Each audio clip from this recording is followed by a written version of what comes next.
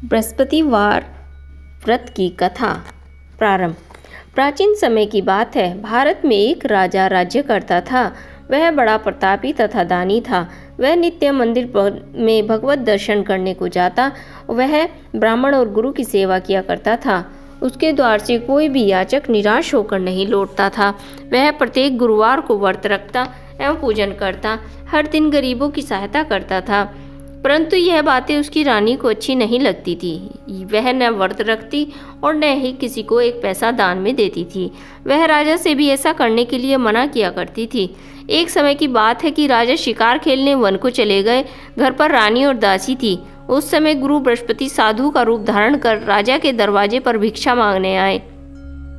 साधु ने रानी से भिक्षा मांगी तो वह कहने लगी, हे साधु महाराज, मैं इस दान पुण्य से तंग आ गई हूँ। इस कार्य के लिए तो मेरे पतिदेव बहुत हैं। अब आप एक कृपा करिए कि सारा धन नष्ट हो जाए और मैं आराम से रह सकूं। साधु रूपी बृहस्पति देव कहने लगे, हे देवी, तुम तो बड़ी विचित्र हो। संतान और धन से कोई दुखी नहीं होता, इसको सभी चाहते हैं। पापी भी पुत्र और धन की इच्छा करता है। अगर तुम्हारे पास धन अधिक है तो भूखे मनुष्यों को भोजन कराओ, प्याऊ लगवाओ, ब्राह्मणों को दान दो, धर्मशालाएं बनवाओ, कुआं, तालाब, बाग, बावड़ी का निर्माण कराओ, निर्धनों और कुंवारी कन्याओं का विवाह कराओ तथा यज्ञादि करो। इस प्रकार के कर्मों से आपके कुल का नाम और परलोक में नाम भी सार्थक होगा। अतः तुम्हें स्वर्ग की प्राप्ति होगी।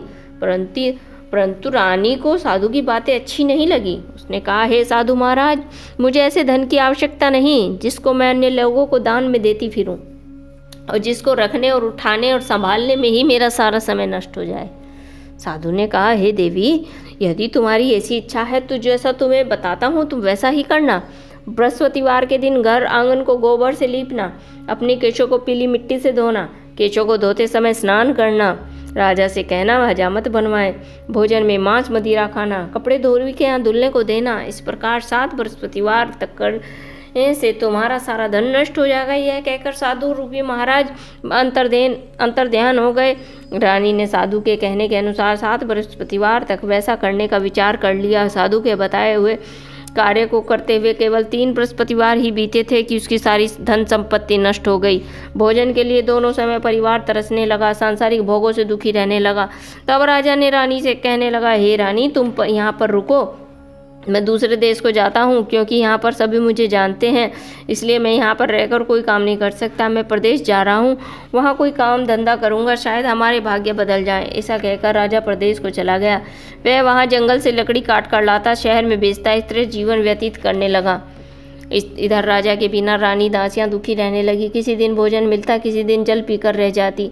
एक समय रानी और दासियों को 7 दिन तक बिना भोजन के व्यतीत करने पड़े तो रानी ने अपनी दासी से कहा, हे दासी, यहाँ पास के नगर में मेरी बहन रहती है, वह बड़ी धनवान है, तो उसके पास जा, वहाँ से 5 सेर बेसर मांग कर ले आ, जिससे कुछ समय के लिए हमारा गुजारा तो हो जाएगा। दासी रानी की बहन के पास चली गई। रानी की बहन उस समय पूजा कर रही थी। बृहस्पतिवार का दिन था। दासी ने रानी की बहन से कहा, हे रानी, मुझे आपकी बहन ने भेजा है, मुझे 5 सेर बेसर दे दो। दासी ने यह बात अनेकों बार कही होगी, परंतु रानी की बहन ने कोई उत्तर ही नहीं दिया क्योंकि वह उस समय बृहस्पतिवार का व्रत कर रही थी। जब दासी ने रानी की बहन से कोई उत्तर नहीं मिला हुआ पाया तो वह बहुत दुखी हुई और क्रोध भी आया। वह लौटकर रानी से बोली, हे रानी, आपकी बहन तो बहुत ही घमंडी है, वह तो छोटे लोगों से बात ही नहीं करती। मैंने उससे कहा तो उसने कोई उत्तर ही नहीं दिया, मैं वापस चली आई। रानी बोली, हे दासी, इसमें तुम्हारा कोई दोष नहीं है। जब बुरे दिन आते हैं तब कोई सहारा नहीं देता। अच्छे बुरे का पता तो विपत्ति में ही लगता है। जो ईश्वर की इच्छा होगी वही होगा, यह हमारे भाग्य का दोष है। उधर रानी की बहन ने सोचा कि मेरी बहन की दासी आई थी, परंतु मैं उससे कुछ बोल नहीं पाई, इससे वह बहुत दुखी होगी। अतः कथा सुनो। विष्णु भगवान जी का पूजन समाप्त कर अपनी बहन के घर आई और कहने लगी, हे बहन, मैं बृहस्पतिवार का व्रत कर रही थी, तुम्हारी दासी हमारे घर गई थी, परंतु जब तक कथा होती है तब तक हम लोग ना उठते हैं, ना बोलते हैं, ना इसलिए मैं नहीं बोली। कहो दासी, तुम किस लिए गई थी? रानी बोली, बहन, हमारे घर अनाज नहीं था, वैसे तुमसे कोई बात छिपी भी नहीं है, इस कारण मैंने दासी को तुम्हारे पास 5 सेर बेसर लेने के लिए भेजा था। रानी की बहन बोली, बहन देखो, बृहस्पति भगवान सबकी मनोकामनाएं पूर्ण करते हैं, देखो शायद तुम्हारे घर में ही अनाज रखा हो। यह सुनकर दासी घर के अंदर गई तो वहाँ उसे एक घड़ा बेसर से भरा हुआ मिल गया। उसे बड़ी हैरानी हुई क्योंकि उसने एक एक बर्तन देख लिया था। उसने बाहर आकर रानी को बताया। दासी अपनी रानी से कहने लगी, हे रानी देखो, वैसे हमको जब अन्न नहीं मिलता तो हम रोज ही व्रत करते हैं। अगर इनसे व्रत की विधि और कथा पूछ ली जाए तो हम भी कर लिया करेंगे। दासी के कहने पर रानी ने अपनी बहन से बृहस्पतिवार व्रत के बारे में पूछा। उसकी बहन ने बताया, हे रानी बहन, बृहस्पतिवार को सूर्योदय से पूर्व उठकर स्नान करके बृहस्पतिवार का व्रत करना चाहिए, लेकिन उस दिन सिर नहीं धोना चाहिए। बृहस्पतिवार के व्रत में चने की दाल, मुनक्का से विष्णु भगवान का, केले की वृक्ष से जड़ का पूजन करें, दीपक जलाएं। उस दिन एक समय भोजन करें, भोजन पीले खाद्य पदार्थों का करें और कथा सुने। इस प्रकार करने से गुरु भगवान प्रसन्न होते हैं, अन्न पुत्र धन देते हैं। इस व्रत के पूजन और विधि को बताकर रानी की बहन अपने घर लौट आई। रानी और दासी दोनों ने निश्चय कर लिया कि वे बृहस्पति देव भगवान का पूजन अवश्य करेंगी। 7 दिन बाद जब बृहस्पतिवार आया तो उन्होंने व्रत रखा। गुड़साल में जाकर चना और गुड़ बीन लाई, उसकी दाल से, केले की जड़ से विष्णु भगवान का पूजन किया। भोजन कहाँ से लाए? दोनों बहुत ही दुखी थी। उन्होंने व्रत किया था, इस कारण बृहस्पति देव भगवान प्रसन्न थे। वे एक साधारण व्यक्ति के रूप में 2 थालों में सुंदर पीला भोजन लेकर आए। दासी को देकर बोले, हे दासी, यह भोजन तुम्हारे और रानी के लिए है, तुम दोनों करना। दासी भोजन पाकर बड़ी प्रसन्न हुई। रानी बोली, ये रानी जी भोजन कर लो। रानी ने भोजन के बारे में कुछ पता ही नहीं, इसलिए वह दासी से बोली, जा तू ही भोजन कर, क्योंकि तू ही हमारी व्यर्थ हंसी उड़ाती रहती है। दासी बोली, एक व्यक्ति भी भोजन देकर गया है। रानी कहने लगी, वह भोजन तो तुम्हारे लिए ही दे गया है, तुम ही भोजन कर लो। दासी ने कहा, वह व्यक्ति हम दोनों के लिए 2 थालों में भोजन दे गया है, इसलिए मैं और आप दोनों साथ ही साथ भोजन करेंगे। फिर दोनों ने गुरु भगवान को नमस्कार कर भोजन आरंभ कर दिया। उसके बाद से वे प्रत्येक बृहस्पतिवार को गुरु भगवान का व्रत और पूजन करने लगी। बृहस्पति भगवान की कृपा से उनके पास धन हो गया, परंतु रानी बोली पहले की तरह आलस्य करने लग गई। तब दासी बोली, देखो रानी, तुमने पहले भी आलस्य किया था, जिससे हमें इतना कष्ट उठाना पड़ा और सारा धन नष्ट हो गया। अब फिर तुम आलस्य करने लग गई हो। बड़ी मुसीबतों के बाद हमने धन पाया, इसलिए तो हमें दान पुण्य करना चाहिए। तुम भूखे मनुष्य को भोजन कराओ, प्याऊ लगवाओ, ब्राह्मणों को दान दो, कुआं, तालाब, बाग, बावड़ी का निर्माण कराओ, मंदिर, पाठशाला बनवाओ, कुंवारी कन्याओं का विवाह कराओ, धन को शुभ कार्यों में खर्च करो। इससे तुम्हारे कुल का यश बढ़ेगा, स्वर्ग की प्राप्ति होगी, पितृ प्रसन्न होंगे। दासी की बात मानकर रानी ने इसी प्रकार के कर्म करने आरंभ कर दिए, जिससे उसको काफ़ी यश मिलने लगा। एक दिन रानी और दासी आपस में विचार करने लगे कि न जाने राजा किस दशा में होंगे, उनकी तो कोई खोज खबर ही नहीं है। गुरु भगवान से उन्होंने प्रार्थना की। भगवान रात्रि में राजा को स्वप्न में कहा, हे राजा, उठ, तेरी रानी तुझको याद करती है, अब अपने देश को लौट जा। राजा प्रातःकाल उठकर जंगल से लकड़ियां काटकर जंगल से लकड़ियां काट कर लाने के लिए जंगल की ओर चढ़ पड़ा। जंगल में गुजरते हुए सोचने लगा, रानी की गलती से मुझे कितने दुख भोगने पड़े। राजपाट छोड़कर जंगल में आकर रहने पड़ा, जंगल से लकड़ियां काट कर गुजारा करना पड़ा।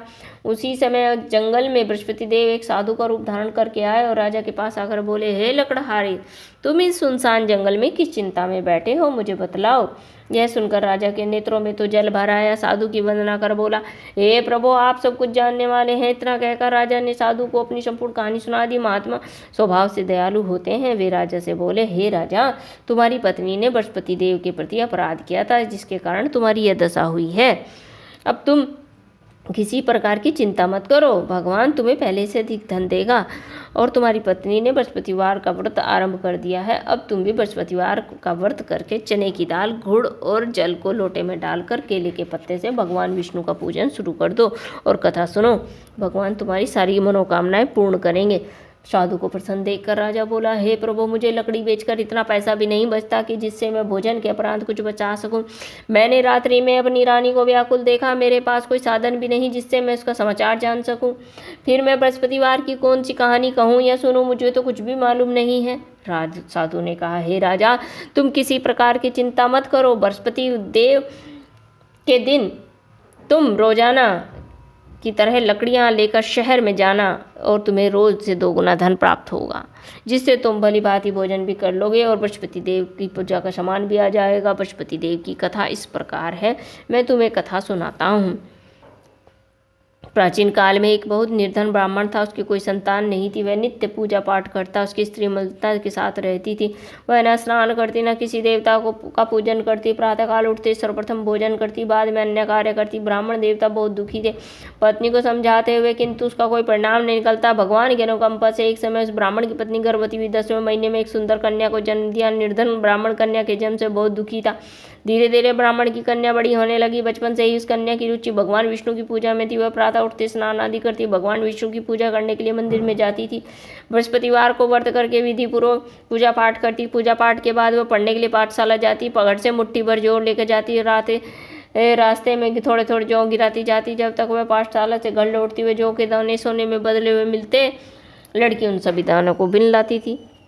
एक दिन जब वह सोने के दानों को साफ कर रही थी, उसकी माँ ने कहा, बेटी, सोने के दाने साफ करने के लिए सोने का सूप भी होना चाहिए। अगले दिन बृहस्पतिवार था। उसने भगवान बृहस्पतिदेव की पूजा करते हुए प्रार्थना की, हे भगवान, यदि मैंने व्रत आपका विधिवत किया हो तो मुझे सोने का सूप दे। तो भगवान बृहस्पतिदेव ने उसकी मनोकामना पूरी करने का वचन दिया। पाठशाला से लौटते समय उसे रास्ते में सोने का सूप पड़ा हुआ मिला। घर से लौटकर सोने का सूप अपनी माँ को दिखाकर वह सोने के दाने साफ करने लगी। उसी नगर में नगर का राजकुमार उसके घर के पास से गुजरा। उस सुंदर लड़की को सोने के सूप में जो साफ करते देखकर राजकुमार उस पर मोहित हो गया। महल में लौटकर राजकुमार ने राजा से उस लड़की के विवाह करने की इच्छा प्रकट की। तो राजा ने ब्राह्मण को महल में बुलाकर राजकुमार से लड़की का विवाह के बाद कि ब्राह्मण तैयार हो गया। धूमधाम से उस लड़की का विवाह राजकुमार से गए। दुल्हन बनकर ब्राह्मण की लड़की महल में चली गई। लड़की के चले जाने से ब्राह्मण फिर से निर्धन हो गया। उसे कई कई दिनों तक भोजन नहीं मिलता। बहुत दुखी होकर ब्राह्मण एक दिन अपनी लड़की के पास गया। अपने पिता से निर्धनता का समाचार सुनकर उससे बहुत धन देकर पिता को विदा किया। उस धन से ब्राह्मणों ने न कुछ दिन तो आराम से अपना जिंदगी बसर कर ली, लेकिन जल्द ही फिर भूखों मरने की हालत हो गई। ब्राह्मण अपनी लड़की से धन लेने के लिए फिर महल में पहुंच गया। लड़की ने अपने पिता की बुरी हालत देखकर कहा, पिताजी, आखिर कब तक मुझसे धन लेकर जीवन यापन करते रहेंगे? आप कोई ऐसा उपाय क्यों नहीं करते जिससे आपका घर धन संपत्ति से भर जाए? ब्राह्मण ने कहा, मैं तो तुम्हारी माता को बहुत समझा लिया, पर उनकी समझ में तो कुछ आता नहीं। उनका फूहड़पन नष्ट हो तो घर की निर्धनता भी दूर हो जाए। तब कुछ सोच समझ कर लड़की ने पिताजी से कहा, हे पिताजी, आप कुछ दिनों के लिए माँ को मेरे पास छोड़ जाइए। तब कुछ सोचकर ब्राह्मण की पत्नी को लड़की के पास महल में छोड़ आया। लड़की ने अपनी माँ से कहा, माँ, तुम प्रातःकाल उठकर स्नान आदि करके भगवान विष्णु की पूजा अवश्य करना। पूजा करने से तुम्हारी निर्धनता अवश्य दूर हो जाएगी।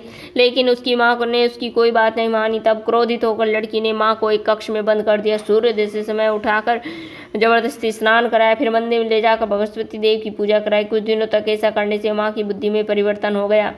अतः वह स्वयं ही बृहस्पतिवार का व्रत रखने लग गई। उसके व्रत करने से ब्राह्मण के घर में भगवान विष्णु की अनुकंपा से धन की वर्षा होने लगी।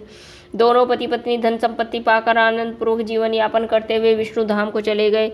लकड़हारा बने राजा ने उस साधु को भगवान बृहस्पतिदेव की कथा सुनकर बृहस्पतिवार का व्रत करके भगवान विष्णु की पूजा की। उस दिन से उसके सभी क्लेश दूर हो गए। लेकिन अगले बृहस्पतिवार को काम काज में अधिक व्यस्त रहने के कारण उसने भगवान बृहस्पति देव का व्रत नहीं किया। भगवान बृहस्पति देव लकड़हारे से क्रोधित हो गए, उसे भूल की सजा दी। उस दिन नगर के राजा ने नगर में घोषणा करके सबको सूचित कर दिया कि प्रत्येक नागरिक मेरे महल में भोजन करने को आए। जो नहीं आएगा उसे अपराधी मानकर भारी दंड दिया जाएगा। लकड़हारा बने राजा ने उस नगर के राजा की घोषणा सुनी, लेकिन जंगल से लकड़ी काटकर लाने और उन्हें बेचने में देर हो जाने के कारण महल में भोजन करने को नहीं जा सका। अतः राजा के सैनिक लकड़हारे को पकड़कर महल में ले गए। राजा ने उसे महल में एक कक्ष में बैठाकर भोजन कराया। उस कक्ष में एक खूंटी पर सोने का हार लटका हुआ था। लकड़हारा अकेला उस कक्ष में भोजन कर रहा था। तभी उसने एक आश्चर्यजनक घटना घटती हुई देखी। देखते ही देखते हुए खूंटी हार को निकल गई। थोड़ी देर के बाद राजा ने हार को गायब देखा तो लकड़हारे को कारावास में डलवा दिया। लकड़हारा मन ही मन अपने भाग्य को कोसने लगा। तभी उसे जंगल में मिले साधु का स्मरण आया। थोड़ी देर में भगवान बृहस्पति देव सन्यासी के रूप में उसके सामने प्रकट हुए और कहा, हे लकड़हारे, तूने भगवान बृहस्पति देव की पूजा नहीं की, इसी कारण तुम्हें कष्ट हुआ है। लेकिन अब चिंता मत करना। बृहस्पतिवार के दिन कारागार के दरवाजे पर तुम्हें कुछ पैसे पड़े हुए मिलेंगे। उन पैसों से भगवान बृहस्पति देव की पूजा करना और तुम्हारे सारे दुख नष्ट हो जाएंगे। उन पैसों से भगवान बृहस्पति देव का व्रत करके चने और गुड़ मंगाकर लकड़हारे ने बृहस्पतिवार की कथा कही और भगवान बृहस्पति देव ने प्रसन्न होकर उसके नगर के राजा को स्वप्न में लकड़हारे को कारागार से मुक्त करने को कहा। सुबह राजा ने अपने कक्ष में आकर देखा तो खूंटी पर हार लटका हुआ था। राजा ने लकड़हारे को मुक्त कर दिया, उसे धन और आभूषण देकर विदा कर दिया। लकड़हारा बना राजा उस नगर से चलकर अपने नगर में पहुंचा था। उस नगर में कुएं, धर्मशाला, बाग बगीचे देखकर बहुत प्रसन्न हुआ। राजा ने पूछा, ये किसने बनवाए हैं? सबने यही बताया कि ये सब रानी उर्वशी ने बनवाए हैं। राजा महल में पहुंचा तो रानी ने उसका भव्य स्वागत किया। तब राजा ने निश्चय कर लिया कि सप्ताह में एक बार तो सभी बृहस्पति देव का व्रत कर पूजन करते हैं, परंतु मैं प्रतिदिन व्रत किया करूँगा, दिन में 3 बार कथा कहा करूँगा। अब राजा हर समय दुसाले में चने की दाल बांधे रहता तथा दिन में 3 बार बृहस्पति देव की कथा कहता। कुछ दिनों बाद राजा को अपनी बहन की याद आ गई। एक दिन घोड़े पर सवार होकर राजा अपनी बहन से मिलने चल दिए। अभी राजा नगर के पास ही पहुंचा था तो उसने कुछ लोगों को शव ले जाते हुए देखा। राजा को स्मरण आया कि आज उसने तो बृहस्पतिवार की कथा किसी को नहीं सुनाई है। राजा ने उन लोगों को रोककर कहा, भाइयों, आप शव को ले जाने से पहले मुझसे बृहस्पतिवार की कथा सुन ले। लोगों ने राजा पर क्रोधित होते हुए कहा, तुम पागल तो नहीं हो? लेकिन कुछ बड़े बूढ़ों ने लोगों ने कहा, अच्छा भाई, साथ साथ चलते रहो, अपनी कथा भी कहते रहो। राजा के चलते हुए कथा आदि हुई, शव हिलने लगा। राजा की कथा पूरी हुई, शव उठकर बैठ गया। लोगों ने हैरानी से दांतों तले उंगली दबाई। अगले बृहस्पतिवार से भगवान बृहस्पति देव का व्रत करने व कथा सुनने का निश्चय कर लिया। अब घोड़े पर सवार राजा को चलते हुए एक किसान के पास पहुंचा। किसान अपने खेत में हल चला रहा था। राजा ने कहा, अरे भाई, मुझसे बृहस्पतिवार की कथा सुन लो। किसान ने झुंझलाकर कहा, अरे भाई, देख नहीं रहे हो, जितनी देर तक तुम्हारी कथा सुनूंगा उतनी देर में तो पूरे खेत में हल चला लूंगा। राजा निराश होकर लौटने लगे। तभी किसान के बैल लड़खड़ाकर जमीन पर जा गिरे। किसान के पेट में भी जोरों का दर्द होने लगा। उस किसान की पत्नी जब खाना लेकर आई तो उसने किसान से इस बारे में पूछ लिया। किसान ने घुड़सवार की पूरी कहानी सुना दी। किसान की पत्नी दौड़ती हुई राजा के पास पहुंचकर हाथ जोड़कर बोली, भैया, मैं तुम्हारी कथा सुनने को तैयार हूँ। राजा ने उसके साथ खेत पर पहुंचकर बृहस्पतिवार की कथा सुनाई। तभी बैल भी उठकर खड़े हो गए। किसान के पेट का दर्द भी तुरंत ठीक हो गया। राजा अपनी बहन के घर पहुंचा तो उसका बहुत स्वागत हुआ। अगले दिन सुबह उठकर राजा ने देखा कि घर के सभी लोग तो भोजन कर रहे हैं। किसी भूखे व्यक्ति को बृहस्पतिवार की कथा सुनाए बिना तो राजा भोजन भी नहीं करता था। उसने बहन से कहा, बहन, क्या तुम्हारे घर में कोई ऐसा व्यक्ति है जिसने अभी तक भोजन ना किया हो? उसकी बहन बोली, भैया, हमारे घर में तो क्या, पूरे नगर में भी तुम्हें ऐसा व्यक्ति नहीं मिलेगा जिसने सुबह सुबह भोजन नहीं किया हो। तब राजा ने अपनी बहन के घर से निकलकर उस नगर में बिना भोजन किए व्यक्ति की तलाश शुरू कर दी। एक गडरिये के घर में उसका बेटा बीमार होने के कारण भूखा रह गया था। राजा ने उसको जाकर बृहस्पतिवार की कथा सुनाई। कथा सुनते सुनते गडरिये का बेटा बिल्कुल ठीक हो गया। सबने राजा की बहुत प्रशंसा की। एक दिन राजा अपनी बहन से कहा, बहन, हम अपने घर जाना चाहते हैं, तुम भी हमारे साथ चलो, कुछ दिन वहाँ रहकर फिर लौट आना। राजा की बहन ने अपनी सास से पूछा तो सास ने ताने मारते हुए कहा, बहू, मायके जाना तो अकेली जाना, मेरे पोतों को नहीं ले जाना। तुम्हारे भाई के कोई संतान तो है नहीं, कहीं तुम्हारी भाभी मेरे पोतों पर कोई जादू टोना ना कर दे। दूसरे कक्ष में बहन की सास की बातें सुनकर राजा दुखी मन से अकेला ही अपने नगर को लौट आया। रानी ने राजा से कहा, आप तो अपनी बहन को साथ लाने की बात कहकर गए थे, फिर बहन को साथ क्यों नहीं लाए हो? तब राजा ने दुखी होते हुए कहा, रानी, हम निसंतान हैं, इसलिए हमारे घर आना कोई पसंद नहीं करता है। रानी ने राजा को समझा, हे प्राणनाथ, हमें बृहस्पति देव ने सब कुछ तो दिया है, अब भगवान बृहस्पति देव हमें संतान भी अवश्य देंगे। बृहस्पतिवार को विधिवत व्रत करते हुए राजा रानी ने भगवान बृहस्पति देव से संतान के लिए प्रार्थना की। कुछ दिनों के बाद उन्होंने स्वप्न में दर्शन देते हुए कहा, हे राजन, तेरी मनोकामना अवश्य पूरी होगी। 1 सप्ताह बाद रानी गर्भवती हो गई। 10वें महीने में रानी ने एक सुंदर से पुत्र को जन्म दिया। राजा रानी जीवन पर्यंत बृहस्पतिवार का व्रत करते रहे। उनके घर में धन की वर्षा होती रही। इस तरह आनंद पूर्वक जीवन यापन करते हुए राजा रानी भगवान बृहस्पति देव की अनुकंपा से मोक्ष को प्राप्त करके सीधे वैकुंठ धाम को चले गए। बृहस्पतिवार को विधि पूर्वक व्रत करते हुए जो स्त्री या पुरुष भगवान विष्णु जी की पूजा करते हैं, भगवान उनकी सभी मनोकामनाएं पूरी करते हैं। इति श्री बृहस्पतिवार व्रत कथा। बोलो बृहस्पति भगवान की जय। बोलो देवादिदेव भगवान विष्णु की जय।